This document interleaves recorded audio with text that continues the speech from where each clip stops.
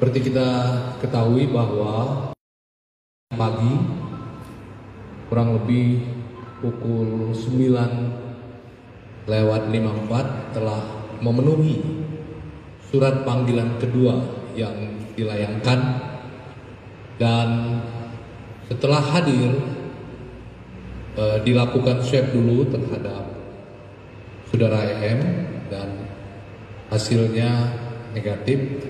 Setelah itu dilakukan pemeriksaan dilakukan terhadap saudara M sebagai saksi. Pemeriksaan berlangsung dari pagi hingga pukul 16:15. Itu pemeriksaan sebagai saksi. Setelah dilakukan pemeriksaan sebagai saksi dan memperhatikan dengan beberapa bukti, pemeriksaan saksi dengan jumlah 55 orang, terdiri dari 37 saksi dan 18 ahli. Saksi ahli terdiri dari saksi ahli bahasa, saksi ahli sosiologi hukum, saksi ahli pidana, ahli ITE, analisis medsos, digital forensik, dan antropologi hukum. Setelah itu penyidik melakukan gelar perkara. Hasil dari gelar perkara, penyidik menetapkan status dari saksi menjadi tersangka. Kemudian hasil pemeriksaan penetapan tersangka mendasari penerapan pasal 45A ayat 2 junto pasal 28 ayat 2 Undang-Undang ITE. Setiap orang yang dengan sengaja dan tanpa hak menyebarkan informasi yang ditujukan untuk menimbulkan rasa kebencian atau permusuhan individu dan atau kelompok masyarakat tertentu berdasarkan atas suku, agama, ras, dan antar golongan syarat.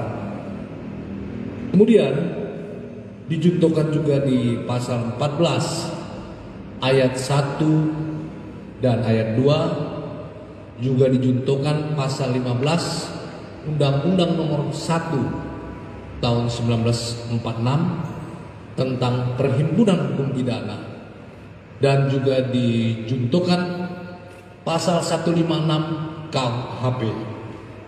Kemudian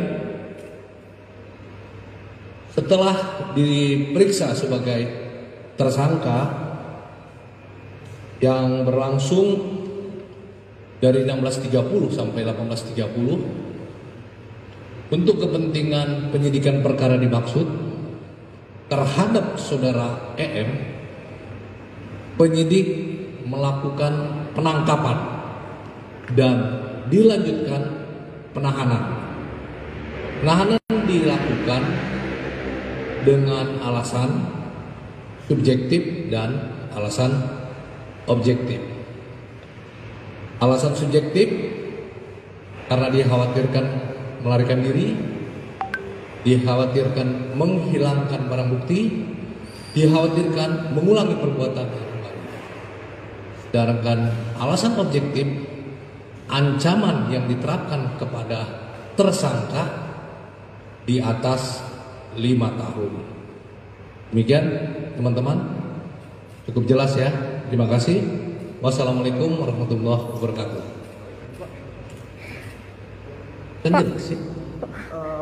Dari pemeriksaan itu apakah barang bukti apa yang ditemukan oleh tim penyidik dan dilakukan di penahanan di mana terkait Edi Mulyadi ini? Ya, akun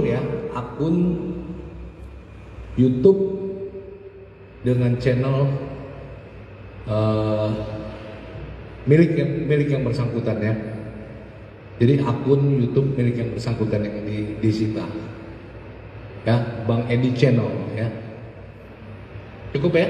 Jelas ya? Penahanannya gimana Pak?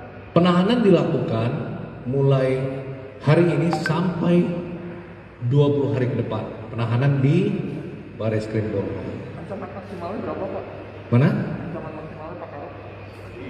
Ancaman maksimalnya dari Ancaman 10 tahun ya. Jadi ancaman masing-masing pasal ada, tapi ancaman 10 tahun ya. Jelas ya? Pak, hubungan tadi pertama kali Pak dia masuk di sini, dia sempat mengeluarkan statement kalau ini dia dibidik. Gimana komentarnya? Ya, sekali lagi penyidikan ini dilakukan secara objektif, ya, proporsional dan profesional, ya. Oke? Untuk